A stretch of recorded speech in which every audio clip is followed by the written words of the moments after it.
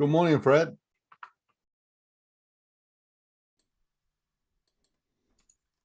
Hey, good morning, Shaw. How you doing?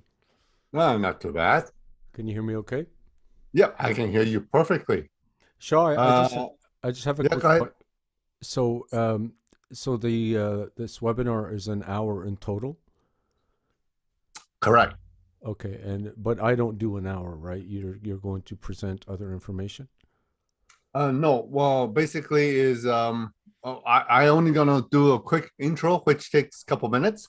Okay. Then we're gonna pass it to you, and then you can talk about the your presentations, which has well, you have quite a bit of and then talk for about 20-25 minutes, and then we're gonna go for Q&A. Okay, sounds good. Okay. I also have a quick question, Shaw. Maybe we can discuss this offline or something. So, there's a couple of opportunities I'd like to use you as a reference. Is that Hmm. okay with you? Yeah. Absolutely. Would you mind sending me an email just like with your information and Sure. I'll do that right now. yeah, and then before anyone contacts you, I'll send you a quick email just to let you know who they are and so on and Okay. so forth. And So is I have, hold on here. Just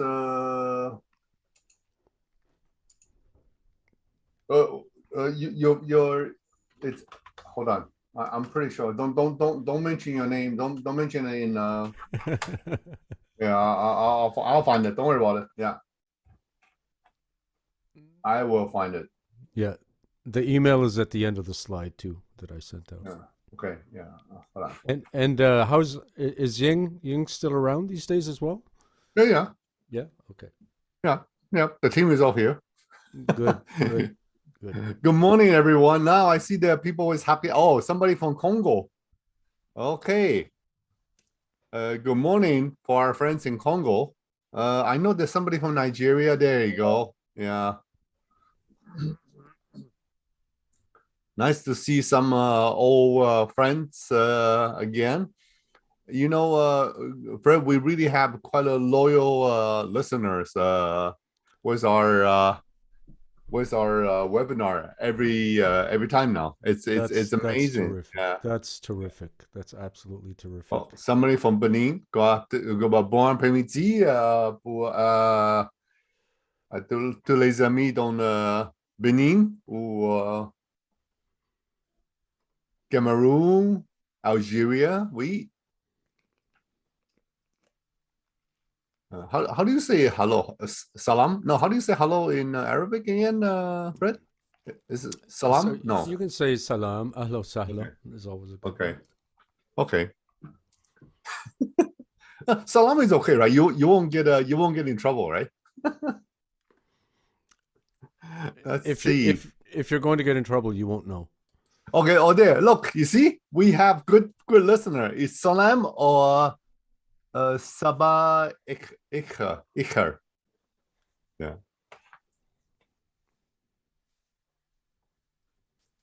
I guess Ramadan is almost done, right? Is Ramadan almost finished? Can any of our listener let us know? Is Ramadan almost done? Or there's somebody says Sabah. Sabah al khair. Sabah al khair. That's the missing letter you need to learn song. Sabah al khair. Okay.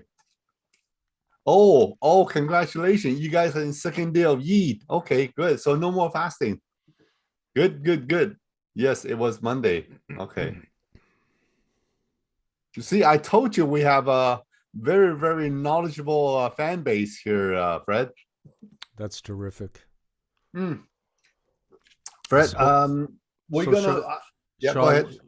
so we don't have video of the participants, just they're No, streaming. this is webinar. This is not a this is Zoom webinar. It's not a Zoom meeting. Got it. The participants can only participate by putting their questions in the chat box. Perfect. Okay, or in the Q&A section. So Fred, I only have oh my goodness, somebody from Ethiopia. Oh, we haven't had friends from Ethiopia for a while now. Welcome, friends from Ethiopia. Fred, we're gonna go through. I'm gonna go through about 3 minutes, and I'm gonna go through the slides. And by the time I finish my slide, and when I get to you, I'm gonna say the mic is so your cue is mic is yours, Fred. So that's your cue. Once I Okay. say that, we will transform the control button to you. You will change the slides on the screen. We already uploaded your slides onto the screen. So what you need to do is once we pass the control to you, you just you can use the arrow key on your keyboard, or you Mhm. can just click, put your mouse on the screen and click. Perfect. Okay.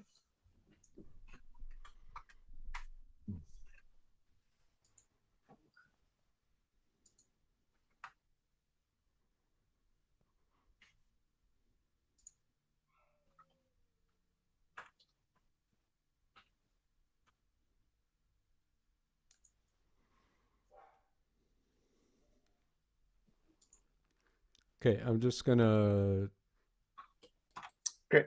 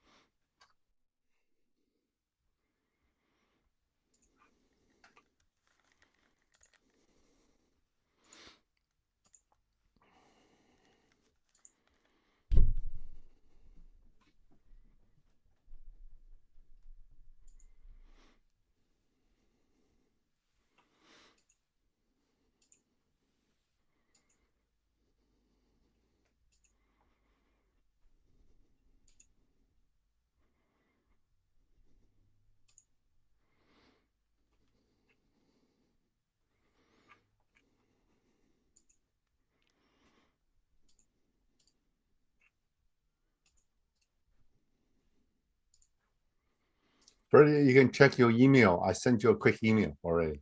Great. Thanks, Shaw. Okay, not a problem. Got it. And if you need other people's email, Yin or whoever, just let me know. Yeah, would you mind? I'm not sure if I have Ying's updated information. Okay, sure.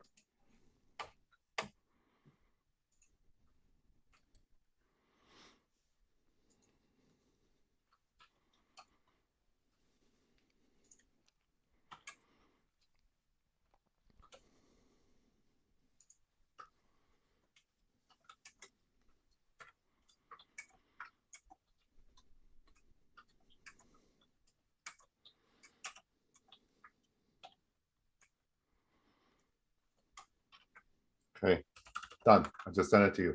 Perfect.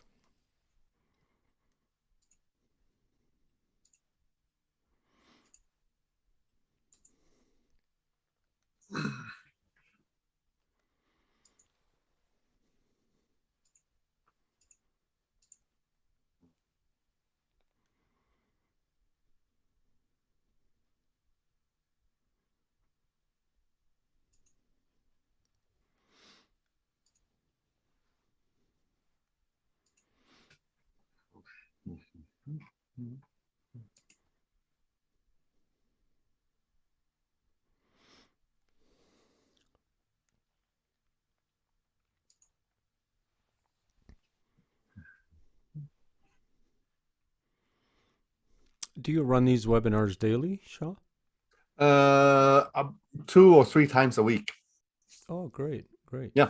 Every morning, you Tuesday, Wednesday, Thursday, and it depends. It's about at least twice a week. Yeah. Excellent. Yeah. Okay. So thank you all. Thank you everyone. Welcome to join G-TAC's webinar again to all our friends out there. Good morning, good afternoon, or good evening. Bonjour à tous, bonjour, bon après-midi ou bonsoir à tous. Mon nom est Shaw Kwan. Je suis le vice-président de Global Outreach at G-TAC. Yeah, I'm the vice president of Global Outreach and the senior employment counselor at the G-TAC here. For those of you that's joining us for the first time, G-TAC, which stands for Global Talent Alliance Canada, is based here in Ottawa, and our reach is not just across Canada, but also around the world, as evidently you can see from people all around the world that's watching our webinar this morning. We do host these webinars. For those of you that's joining us for the first time, we do host 2 or 3 of these live webinars each week. On top of that, every twice a year, we host a national online job fair. For those of you that join us on April the 5th for our 11th national online job fair, and the 12th national online job fair will take place on September 27th and 28th. And today, we're really, really honored to have a very, very experienced old friend, instructor, professional. I guess there's a many adjectives I can use for our speaker today, and I'm going to do a quick introduction about him in shortly. So today's topic is talk about the cybersecurity fundamentals for ICT professionals. This is a course that we host. We do this training course every other month. And the next session, so all of you that's listening right now, please remember the next session will start on Monday. I'll talk a little bit more about that in a few slides later. So first, let's start with the instructor today. So today, we are very, very honored and privileged to have Fred Nasrallah with us today. Fred has over 20 years of experience in both IT, whether it's in network engineering, software development, web development, project management, and of course, a very, very respected and accomplished instructor as well. So, Fred also developed some of the training programs for some of the top ICT professionals here in Canada. So we're extremely, extremely happy that Fred will continue to teach this course for us. He's been with us, I would say, oh my God, at least over 10 years. So I know that. So, and he will talk a little bit more about the course that he'll be teaching starting on Monday, May the 9th. Okay. Just kind of go like this here. And for those of you that's joining us for the first time, Global Talent Alliance Canada, we are one of the foremost expert in terms of helping newcomers. Either they're already here in Canada, they're planning to Canada, making their way to come to Canada, or they're thinking about immigrating to Canada. And obviously, before you come to Canada, you want to find work, employment that suits your background. And this is where we come in. We've been doing this for many, many years. We have helped thousands of new immigrants find work here in Canada, across Canada, from coast to coast to coast. We also have a huge pipeline of talent that we can share with employers, as well as we have a huge pipeline of employers that we can share this talent. So we are kind of as our tagline says, that we are a global talent pipeline builder. And we help people achieve their goal in terms of finding work in their field of expertise. And sometimes before you find work, you do need to do some upskill training. And this is where G-TAC comes in handy. As I mentioned earlier, on May the 9th, Monday, May the 9th, we will start our next cybersecurity course, which Fred will talk a little bit more about it during today's session. And tomorrow, I will be hosting an accounting session to talk about the upcoming accounting class, the benefits, what will you learn how and how useful it would be to help you achieve your career goal here in Canada. So I just mentioned that we also partner with municipalities and provincial governments, so that we're here to help people that that's either on Express Entry Pool, GTS Stream, Global Talent Stream, various other, or even international students as well. So thank you, Cyril. Yeah. Well, we host live webinars 2 to 3 times a week. So this is my webinar for tomorrow, and I will be talking about what about the training and about the course, and what are the benefits about taking this accounting course. The next accounting training class will start on Monday, May 16th. Okay. As I mentioned earlier, the next cyber security class, fundamental training will start on Monday, May 9th. There's still some space available if you would like to participate. All training are done online. And if you can watch today's webinar, that means you're able to join the training, because we conduct it through Zoom. And for any questions or if you're interested to register, by all means, contact song.g@g-tac.ca. Okay, you'll see his name, SONG Songguo is the training coordinator, and his email is song.g@g-tac.ca. His phone number is 613-276-1838. You can call him if you're in Canada, or if you have a long distance plan, but please be mindful, our work hour here is 9 to 5 Eastern time. Okay, 9 to 5 Eastern time. Okay, and then today's session is Fred will tell you all about this training, the cybersecurity fundamentals training. So, folks, please put your questions in the chat box, and we will get to your question right after Fred's presentation. So without further ado, I am gonna say, so Fred, the mic is yours. We're gonna pass the control to you, and just wait 10 seconds, then you can start changing slides. Go ahead, Fred. Great. Thank you, Shaw. I'm just going to test my navigation. There you go. Okay, great. Good morning, everyone, and welcome to this webinar. My name is Fred Nasrallah. I'll be hosting this portion of the panel this morning, and I'd like to talk to you a little bit about the Canadian cybersecurity industry and the types of opportunities and the types of jobs. So I'm going to go through a few slides this morning. It should take us about 30 minutes, 35 minutes, just to give you some information to put us on track. And most of the information we'll be providing to you relates to the course that you can register for, the Cybersecurity Fundamentals course. So first, we need to talk a little bit about cybersecurity. What is cybersecurity? Is it an issue? Are there opportunities in the cybersecurity industry? So first of all, cybersecurity is a global crisis at this point. So to better understand cybersecurity, it becomes important to understand what business is today. So many people will use the term the fourth industrial age. It simply means, we went through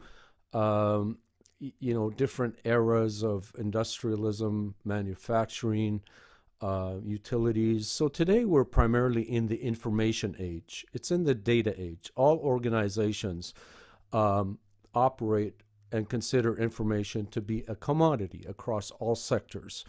So being able to protect information that's being collected by industries that would include government, finance, healthcare, high-tech manufacturing, retail, hospitality, and others is a very huge challenge today, because information has a market value. It has a market value for criminals.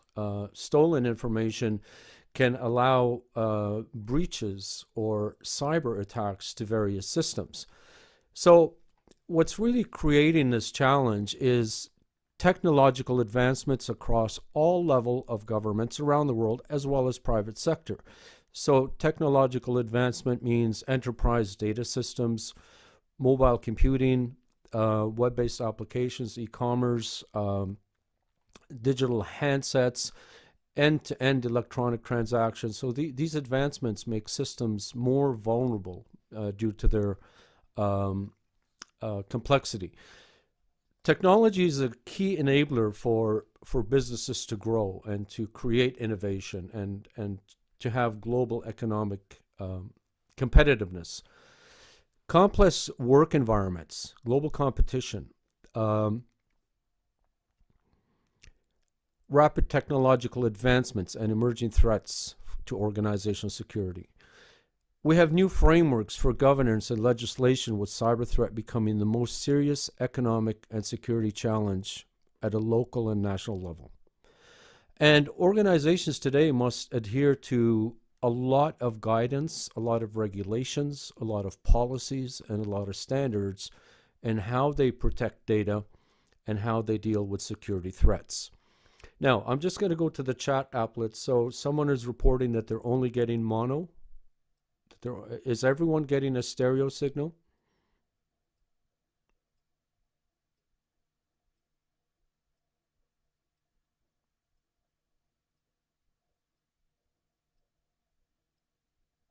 Okay. Shaw, Yeah, do we know why don't worry that about. is? Yeah, don't worry about it. But you're coming through loud and clear. Okay. All right. Yeah. All right. So let's do our best to try to get through this.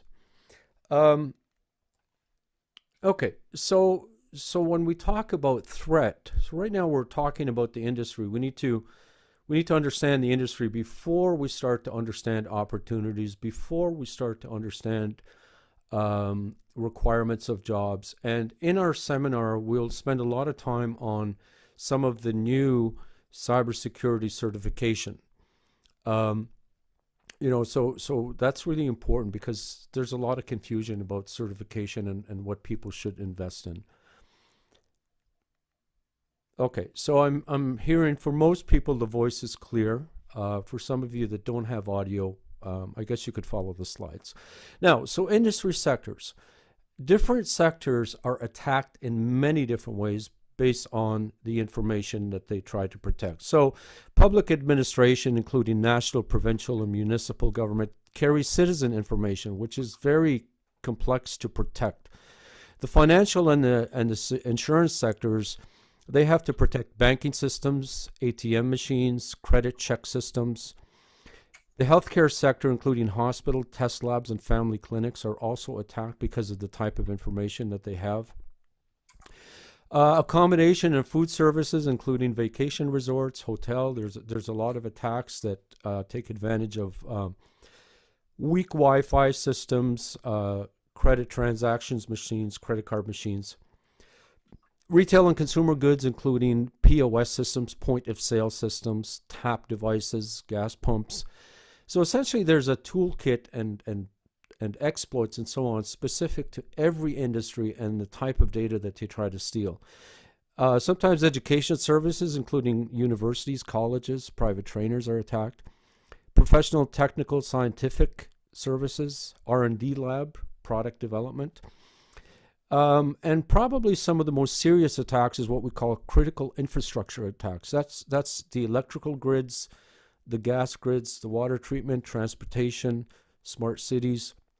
And sometimes we see attacks against oil and gas extraction and utilities facilities. Okay, so why do we have threat? Currently, medium to small size organizations are the most vulnerable to cyber attacks. Now, so what are the reasons for these vulnerabilities or the cyber attacks? Well, first of all, we have older and vulnerable and multi-layered technology. So what's an example of that? Sometimes industrial systems are using older Intel chipsets, 32-bit chipsets or 16-bit chipsets. They're using older operating systems like older versions of Linux or embedded Windows NT or embedded Windows, or desktop machines that are using Windows XP. And the reason for that is many years ago when we tried to automate industrial systems, that was what was used at the time. And sometimes the challenge is multi-layer technology. So we might have a weak web application that's connecting to a back-end database that has software that has not been patched, or sometimes software that is no longer supported. We also have vulnerabilities in hardware devices and in operating systems and in software applications. So examples of hardware devices, that would be the ATM machines where we withdraw cash, sometimes the point of sale terminals that we use, sometimes there are older desktops, again, older operating systems, early distributions of Linux, older version of Windows, software applications from messaging systems to mail systems. And probably one of the hardest areas or most challenging areas to really secure are web applications and internet-based communication. So with web applications and the history of the web, we started off with systems that were primarily HTML and scripting, and then we introduced some backend bases like MySQL, open source, and then we have things like PHP, the language we use to build web applications, and we have additions of scripting languages. So web applications, there are still a lot of unsecure websites that have vulnerabilities. Mobile devices and social networks also come with their own vulnerabilities. So mobile devices we're referring to not only Android and iOS. iOS tends to be fairly secure. Google does a really good job of continuing to secure Android. But when we're saying mobile devices, we're talking about tablets that are used specifically for industry. Like sometimes we have shipping companies like FedEx and UPS. They're using mobile devices. In healthcare, we have a lot of medical mobile devices, and sometimes they're using older Linux firmware or older Java applications that have vulnerabilities.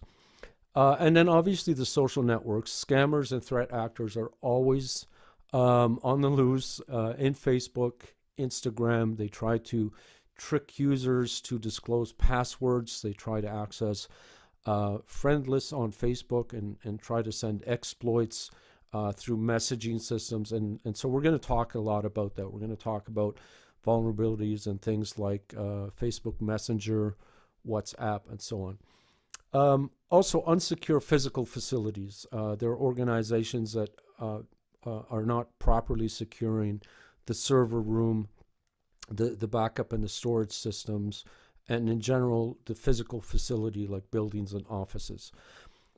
One of the other issues, and this is where we start to see opportunities, a lot of organizations invest in security equipment or IT security, but threat actors usually target employees. They target employees and users across the entire organization.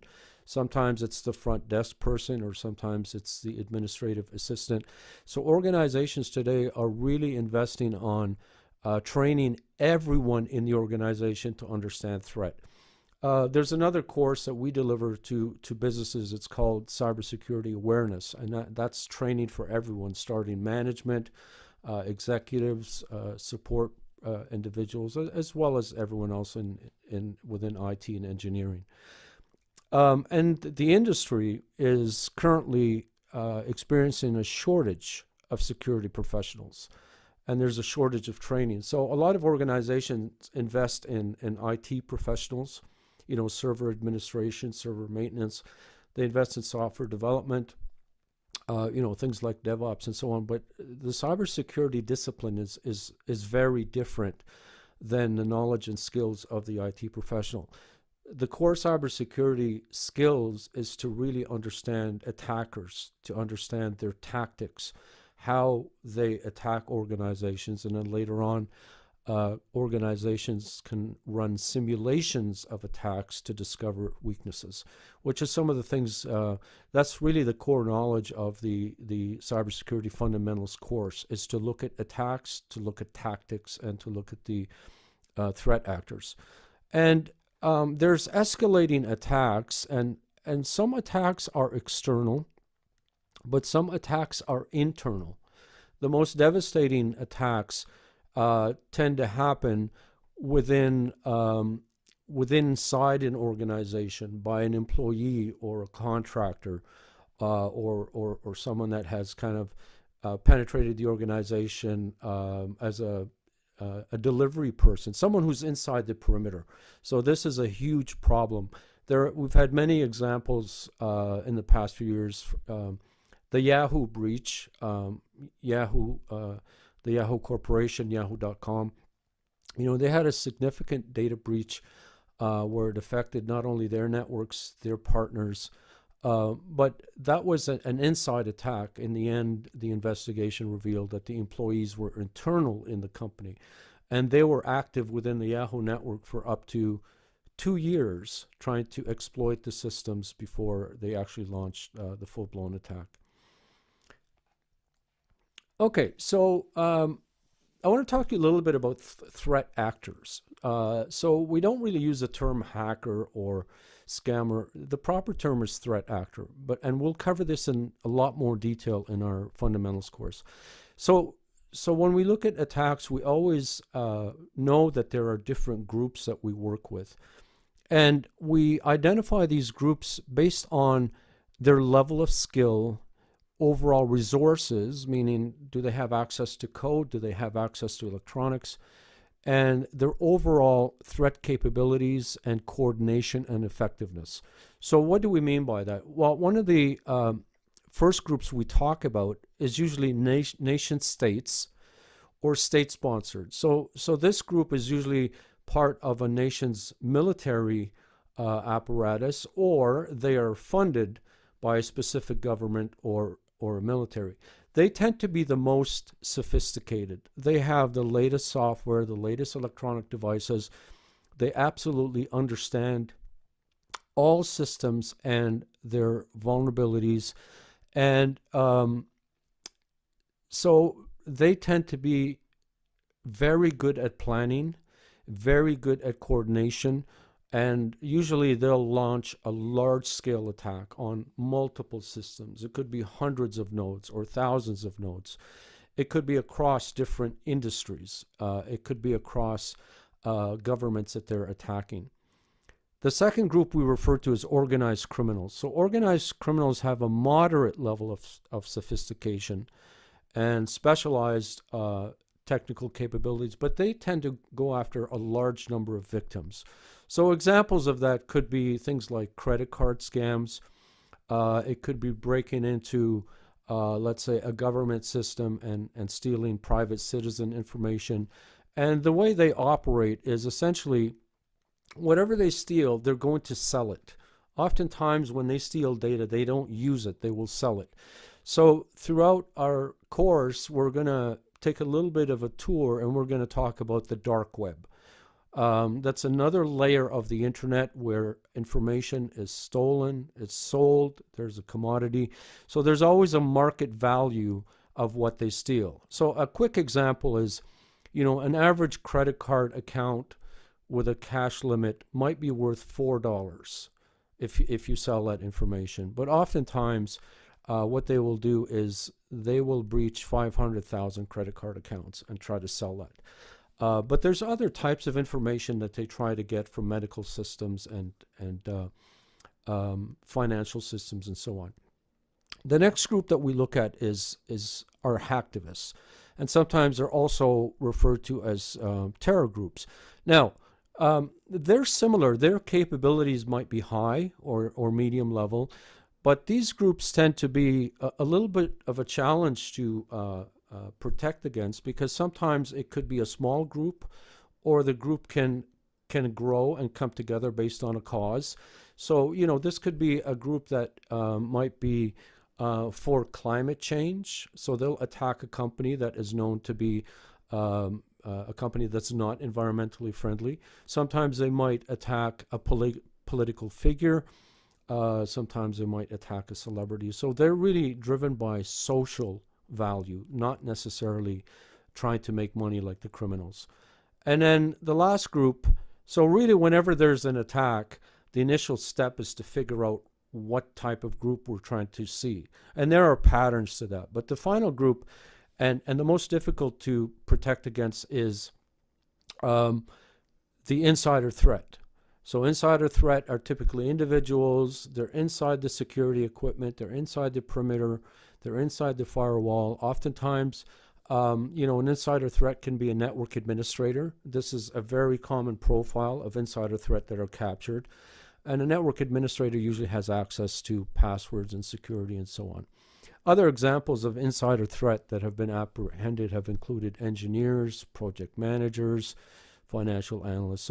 So these are the core groups that we typically have to deal with. Now, so the program objective of what we will be discussing is, number one, is to really look at the overview of the threat actor types. So we're going to talk about black hats, white hats, script kiddies, gray hats. It's to really understand, the type of criminal that you're dealing with. Now, most cybersecurity training, whatever level and whatever form or whatever complexity, starts off with this core information. Then we want to look at the technical capabilities and the tools that they use. So technical capabilities, we're talking about skills. Some technical capabilities could be network design, network administration, software development, scripting. So they have technical capabilities that are similar to all ICT professionals. But then we want to look at their tools, the toolbox that they use. So sometimes there is pre-built hardware that you could use. There are USB sticks that are configured to break into systems in a certain way. So we want to look at things like zero-day vulnerabilities, exploits, adware, botnets, code injection, crypto mining, distributed denial of service. This is typically launched against websites. We want to talk about ransomware, spyware, password cracking, and spyware man-in-the-middle attacks. So these are some of the more typical types of attacks. And this terminology is really important in cybersecurity. So we're always specific. So as an example, when we use the term ransomware, we're referring to a type of an attack. We're referring to a capability. We're also identifying the type of software or code that's used. So as an example, encryption is used here to lock systems. Sometimes there are key loggers that steal strokes as a person is typing. There is software that will record the screen to see a person's login or the information. So it's really important to understand the different types of attacks and to address them based on their name. We'll look at data protection. So now, once we study the threat actors, once we look at their techniques, then we look at how organizations protect their data. What are some of the best practices of host security? So host essentially means a system. A host could be a mobile device. It could be a print server. It could be a PC. It could be a tablet. It could be a server. Then we talk about OS and server hardening. Like, how do we secure servers? There are methods and procedures that have been developed by ISO as an example. As well, Microsoft has server hardening procedures for all network administration. There are hardening procedures for Linux, for Mac OS. We're going to look at the approaches to patch management. So patching is where we discover vulnerabilities in the system and we patch them. So sometimes what we're doing is we're recoding an application. We might be turning off some services, some communication services that are going through the network. So as an example, things like Telnet or FTP. Sometimes there are protocols that are running in the background. So that's what we mean by patch management. And we'll look at some of the best practices for user data protection. Okay, so how do we train users to protect their own data in the way that they work? We're going to do an introduction of cloud services and security best practices. And I'll take you through a quick walkthrough of what we call the NIST, the NIST Cybersecurity Framework, the National Institute of Standards from the United States. So they've sort of created a framework for tech companies so that new product development is more secure. They've created a framework for organizations, for infrastructure, for cloud computing, for hosting. And the NIST cybersecurity framework also helps us to train new individuals for cybersecurity. It starts to give us some new job definitions. It tells us what the skill requirements is supposed to be. So this will be very useful in our learning. All right, so what are some of the other benefits of the program? Now, we also do this training for you as newcomers or professionals, but we also do this type of training for companies as well. So no matter where you are in your journey, cybersecurity awareness, it helps an entire organization to be prepared and to understand how attacks happen, to identify when they're happening, because we don't always want to wait for an attack to happen and then react to it. So some organizations run simulations with their employees. So an example of that, they will send emails to the employees, and the emails will contain exploits and ransomware. Then they'll train the employees to understand how to deal with the emails and how to identify them. And then sometimes they'll do that after the training. They'll keep testing the organization to see if there are vulnerabilities. In Canada, there's a lot of new cybersecurity compliance that companies have to follow. So there are compliance of how data is stored, how data is collected, how data is shared between customers and partners and organizations. We have increased liability in cybersecurity. So sometimes when organizations are breached or when data is stolen, they are liable for that data. Sometimes there could be legal liability. Sometimes there could be sanctions or fines. And we start to have a more secure approach to networks, devices, applications, and cloud services. So overall, it's a greater understanding of cybersecurity talent development and training needs. So once organizations understand cybersecurity and what their obligation is, then they're able to understand the types of skills that they need, that they may be lacking. Then they also understand how to train all of their employees, technical or non-technical. And also for you, you're able to better understand what organizations are looking for. And as well for you, you're able to understand how to transition your career into cybersecurity. Now, this is very important. Most of the cybersecurity jobs or disciplines are built on foundational knowledge of either IT, software development, engineering, or project management, which means you already have about 60% of the skills that's required, to become more specialized in cybersecurity. So what are examples of that? Well, if your background is CCNA, Cisco networking and so on, you already have 60% of the knowledge and skills that's needed. Now, Cisco only trains you on Cisco equipment.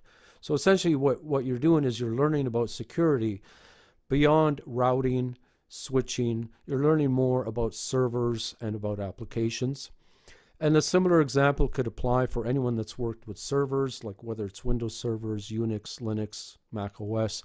So most of the cybersecurity requirements individuals already have.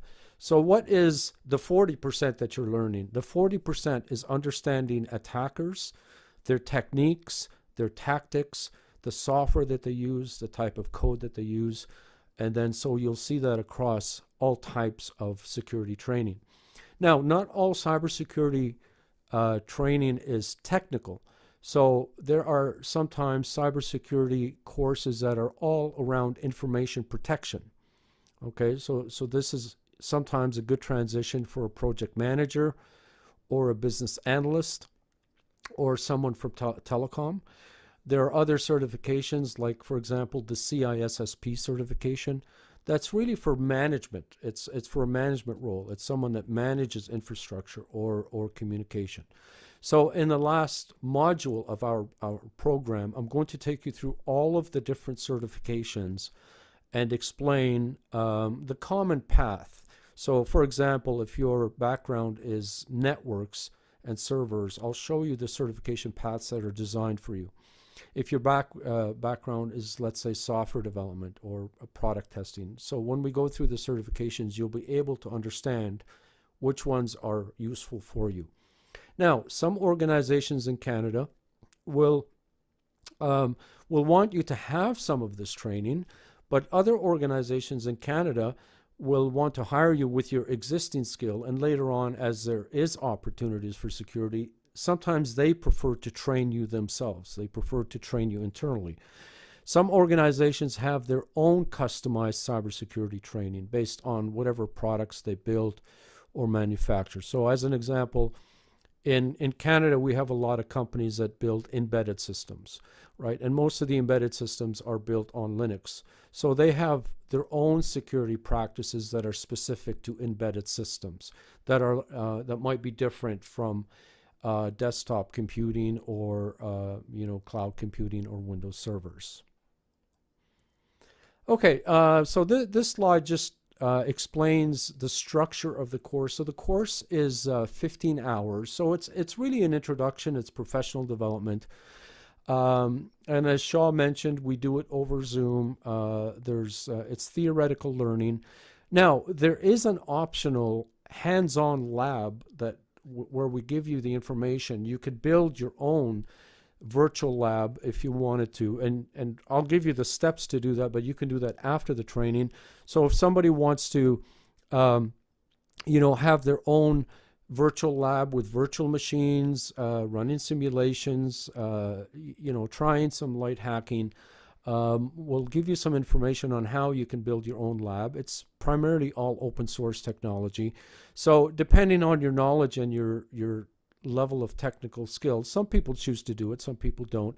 But I will cover that in our training and show you all of the resources that you could use. So just to kind of give you a snapshot of who typically attends these types of courses, we have managers that attend the courses, business intelligence, architects, managers, analysts, software developers, testers, web developers, engineers, technologists, technicians, database developers, administrators, network architects, engineers, customer, product, and technical support agents. So there's a wide gamut of individuals that usually attend all of this training, because this is a starting point for everyone in the organization. Okay? All right, so that's all I have for this morning. So this is kind of an overview, and it's kind of a look ahead to what you could expect from the training that we do. Now, I know there's a lot of questions that are in the chat. So, Shaw, how do you do this? Do you read out the questions and then I respond to them, or? Yes, I will read out the question to you, and then Great. you can answer. Great. Okay, yeah. Well, Fred, really appreciate your presentation, and there are quite a few little questions there. It says right here, oh no, Okio is do you have business analysis? Yeah, we do have business analysis training, Okio, and we also have cyber security training. It's a two different training. Okay. Yes, there will be certificate given out after the training with Fred for the cybersecurity. Now, there was question that talk about Fred. Is it easy to get a job as a cybersecurity professional in Canada? Okay, so right now, so we need to talk about the industry side, like how companies are feeling, and then we look at how you approach it. So right now, organizations have a shortage of security professionals. So we have a lot of IT professionals, we have a lot of software developers, and so on. So there's a talent shortage. The first challenge that companies had was knowing what skills to look for and what jobs to create. So in North America, for the last 10 years, We have lead organizations that are helping industry to define jobs and skills that they need. That's where the certifications become really important, because there's knowledge, skills, and abilities that they focus on. Okay, so right now at this point, organizations do not have enough security people. So the way they try to resolve it is two ways. Okay, if there's a candidate that has cybersecurity experience, already has certification, they're going to want to hire that person. Okay, but the opportunities for that type of an individual are not large. Like, there's not thousands of those opportunities. What companies prefer to do is to train someone from a traditional background, like an IT administrator or a software developer. Now, so some organizations will not hire you as a security specialist. They won't do that. They'll hire you with your existing skill, but internally they all realize that they need to train people and certify them to be in the security role. Now, this is important. Why would they do that? Well, when we talked about insider threat, so an insider threat is somebody that applies in an organization, now they're internal, they start attacking. They're very difficult to defend. A lot of insider threat are actually qualified security professionals. So organizations will really look at that person carefully, but what they prefer to do is, as they hire you, they provide you with the training. So here's an example. A lot of organizations, when they hire people for IT support, they like to use the Comptia Security Plus course. And so they'll have you certify while you're working. Sometimes they'll give you a bonus and an incentive. That course is not very long. It's 24 hours of online learning. So what you want to do is approach organizations with your existing skills. But when you can add a section on your resume, or when you're in an interview, let them know that that's what you're interested in. You know, sometimes companies will say, well, what are your career goals in 2 to 3 years? That's when you mention to them that you're interested in cybersecurity. Okay. Now there's some people that was asking, Fred. There's some people that were asking, like, can they ask employment related questions? Actually, I would encourage all of you, if you have any questions regarding employment, Fred is by far one of the foremost authority in that as well. I mean, Fred deals with a lot of employers himself through his years of in his career.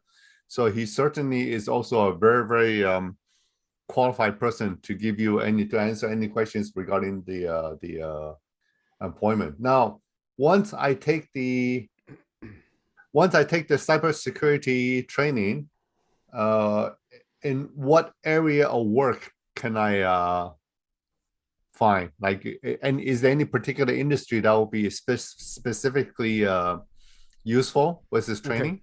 Okay. So cybersecurity jobs do not change industries. Like, it's not really an industry change. So as an example, if your background is a technical role within a financial company, you're not really changing industries. Now, so when you take this course is considered professional development. So you absolutely want to put it on your resume. So everybody takes these types of foundational courses, not just with us, with other organizations. Managers do these courses. So the very first thing you do is when they issue you the certificate, you put it on your resume under professional development. Okay. Now, but however, when you decide to specialize within a certain role, when I cover, I'll show you the pathways. So as an example, there's the field of what we call malware analysis. That's for software developers. So if your background is things like C, C#, Java, and so on. So in the last module of the training, I'll do pathways for you. Now, if you're okay with that, when you join the training, you can send the resume, and I will have time to sort of go through it, and then I will show you pathways based on your individual background. Okay. Thank you, Fred. Now, there are people saying that it's 10 sessions. Fred, maybe explain that 10 sessions. How long is each session? How many times a week? Okay, so I believe I haven't seen the latest schedule, but I believe it's evenings, Monday to Thursdays, and then each online class is 1.5 hours. But there's an overlap in the information. So as an example, we might spend the first two classes on module number one. You'll receive an outline, but the classes are 1.5 hours, and they're Monday to Thursday. And I think Shaw, you'll send them the schedule. Yeah, that's But right. it's a total. It's a total of 15 hours. Okay. Perfect. Yeah, exactly. So it's online now. Please be mindful. The time is actually Eastern time. Okay. So if it's the evening here, it will be kind of late if wherever you are. I mean, does that stop you? No. I mean, we have students where that they are located in Africa, and they actually join Fred, believe it or not, they join the training at like 3 o'clock in the morning their time. Wow. Yep. Yeah. Well, Okay. they're ready to come to Canada, so they're ready to sacrifice, right? Yeah. Life, it's all about sacrifice. Yeah. You know, let's be honest, it's all about sacrifice. You are established, well-established professional in your own country, and you want to come to Canada for whatever reason. It could be for your children, for your family, for better, whatever reason. You're making a decision, and possibly it's a sacrifice. Now, what you might not, maybe sacrifice is a hard word to use, but it's trade-off, right? It's a trade-off. That's, and then once you make a decision, don't look back. Anyway, now I sound like a career counselor, so Now, I'm gonna, I do want to mention something, Shaw, to yeah. everyone, and this is really important, folks. Even though the total hours of training is 15 hours, I'm going to give you so many resources. I'm going to give you about 6 months of resources that you could use later on. I'll provide you with a list of companies. I'll give you some detail on certain certification paths that you could use. I'm going to give you a lot of extra reading that you could do based on after the class. So I'm going to give you a lot of resources. But as far as screen time, it's 15 hours with you. Okay. How about someone who does not have any IT background like me? Would I still be able to take this course? Absolutely. So remember, if we're talking about the course that we're doing with you online, we give that course to managers, to administrative assistants, to everybody in the organization. So there's a lot of people that attend not only this program, but there's also cybersecurity awareness that are not technical. But this course is really about threat actors, how they trick people over the phone, how they trick people over the email. So if your background is not technical, there might be a couple of classes where the discussion gets a little bit deep, and you may not be able to understand the specifics of what we're discussing. But absolutely, when you're finished this program, you're going to understand the following. Cybersecurity threats are a crisis. With most organizations, it's not if they're going to be attacked, it's when they're going to be attacked. And for you as an individual, as an employee, you will absolutely know how to defend yourself. Also, and this is important, you will know how to defend yourself in your personal life, in your own computing, in your own systems at home, or your family and their devices. So you might find some of the discussion might be a little bit technical. If you don't understand that at that level, that's fine. But the overall objective, you're going to be able to protect yourself and the organization that you work with a lot better. Yeah, thank you, Fred. This audience says, I will take CISSP exam end of this month. What's the practical skills I should have if I want to start a career in cybersecurity? Excellent. My background is system admin analyst. Okay. All right. Now, I will answer these questions this morning, but we will cover them throughout the training. So carry all your questions with you to the training. But I'll quickly discuss the CISSP. So the CISSP is really a management designation. So when we look at the 9 domains, it talks about everything from telecom to infrastructure to buildings and facility to software development and so on. Now, so when you approach the CISSP, you're learning a lot of information outside of your domain of work. Okay? The role of the CISSP is to have technical experience, but to be able to speak to the senior level of the organization. You're sort of in a management role, but you're tasked with the requirements of security. But the course itself is not specific. Okay, it's really management, and it goes across a lot of different domains. For example, there's a module on telecommunications, there's a module on software development, there's a module on information protection. So my advice to you is before you do the exam, really study the courseware. A lot of these certifications, similar to Cisco, it's really the or PMP or Agile. What's important is the body of knowledge. Okay, so do the application and then make sure you study very well for the exam. Okay, cool. Here's another question. Thank you first of all, thank you, Fred, for this wonderful session. Oh, by the way, folks, we just opened the feedback survey. Please take a few seconds to complete this survey. 3 very simple questions. First 2, it takes probably literally 5 seconds to answer. The third one is let us know, give us your feedback about Fred, about today's session, how much you learned, what other topics you would like us to arrange to present in our future webinars. Okay, please just take a few minutes, well, a few seconds, and then complete the survey. So Fred, here's the thing is Google IT support certificate commonly accepted here in Canada? Okay, that's a terrific question. So as far as certification, there isn't really one thing that is more valuable than the other. Okay, now, so here's an example. So for many years, Cisco certification was valued. Okay, because the Cisco company was trusted, they were very good at certification. Microsoft, as another example, Oracle Java certification. Now, Google and Microsoft and Amazon, I would say, are the next generation of certification. So, for example, Microsoft has Azure certification, many pathways. Amazon has AWS certification.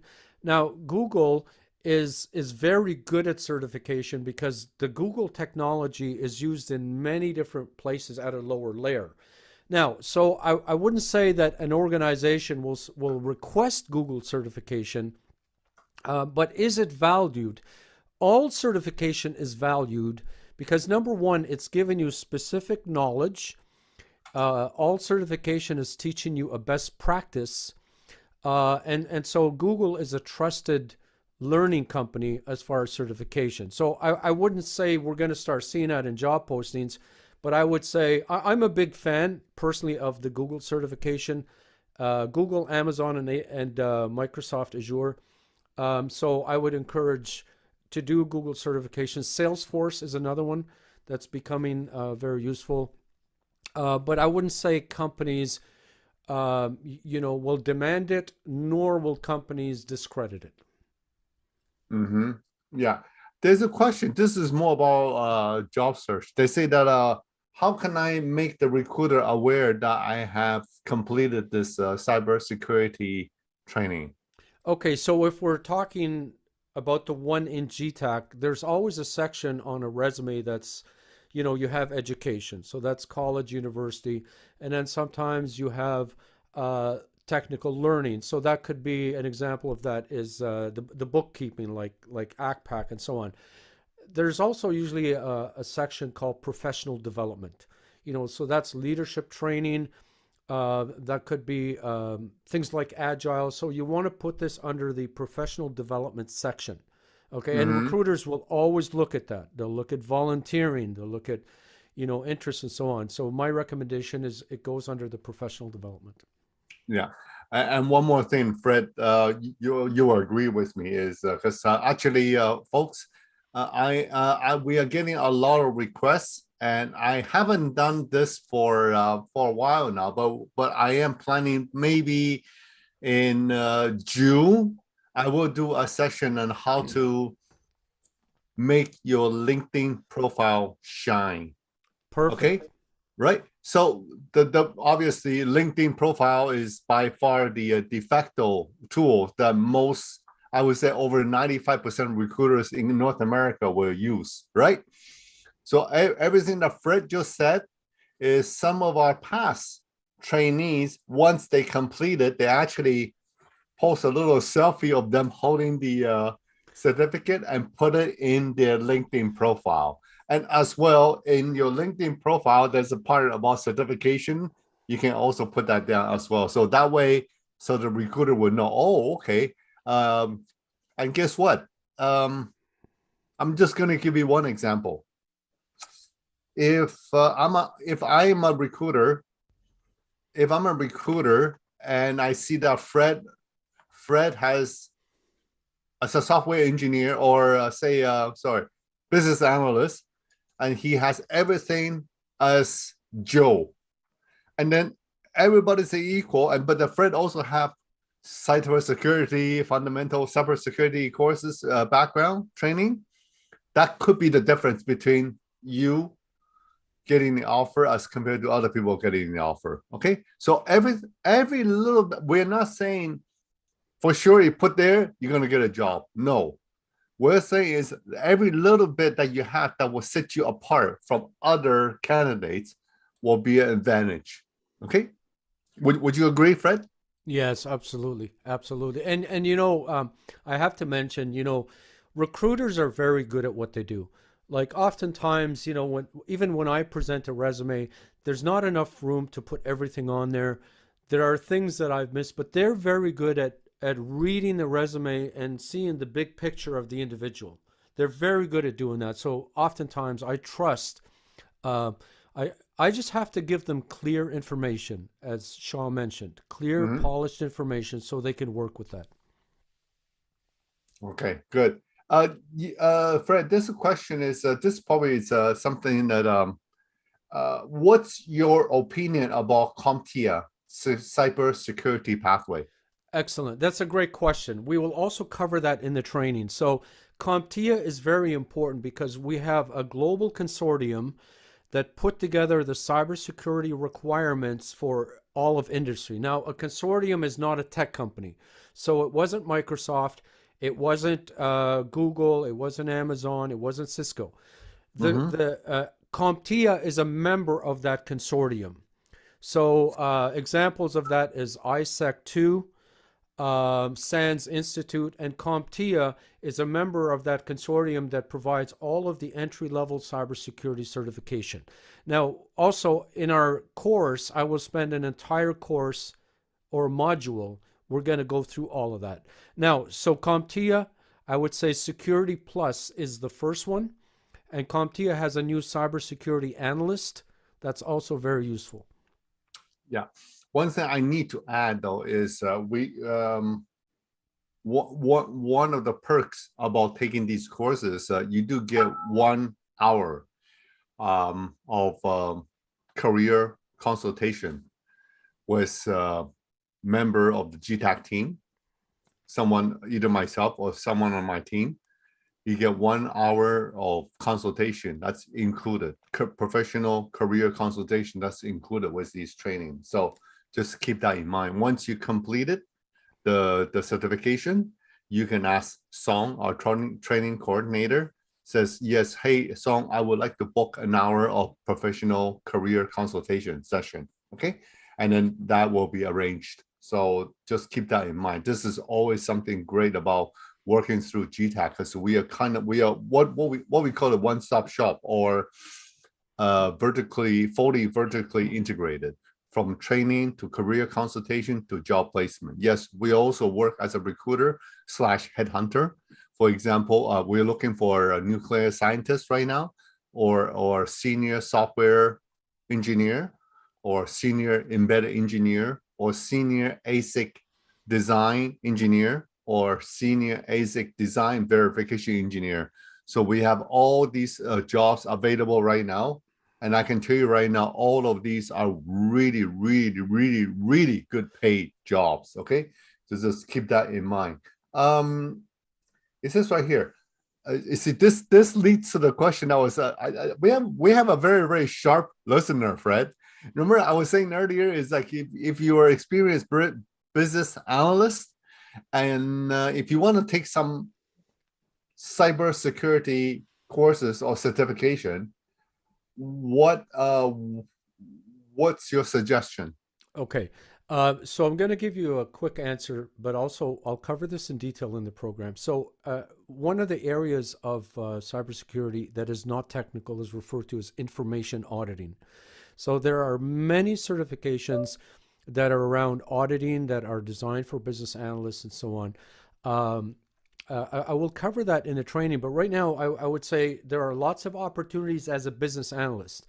So the training I will do with you is going to give you the core starting point, but there are certifications especially for business analysts. Now, why is that important? I'll leave you with this thought. Threat actors want to steal information, okay? Ask yourself this question: how much data does a business analyst have access to? So business analysts are always prime targets. But you can look at certifications for information auditing, but I will cover that in the course with you. Okay, well, it's great. This is the 60 minutes is gone. Anyway, Fred, I'm gonna give you 30 seconds to close out today's session, please. All right, so I have 30 seconds. I'm on the clock. So thank you so much for joining us this morning. I look forward to see you in our 15 hours of training. It's always terrific to see everybody from around the world. I'm from the Middle East originally, but I've been in Canada for many years. So in the meantime, please stay safe, stay optimistic, get ready to work hard. I'm going to give you a lot of information in our training session, but happy holidays, take care of your families, and I hope to see you soon. Thank you, Fred. And for all of you that's listening, please come back tomorrow because I will be doing a webinar session to explain all about the accounting training that we're going to, the next accounting course that we're going to start on class. It's going to start on Monday, May the 15th. And I will give you all the details about if any of you that are interested to pursue a career in accounting, by all means, please join me tomorrow morning at 9 a.m. Eastern Time sharp. Thank you, Fred. On behalf of everyone at G-TAC and Fred, I want to thank you for tuning in today, and I look forward to see you guys tomorrow. Have a nice day. Bye. Thank you, everyone.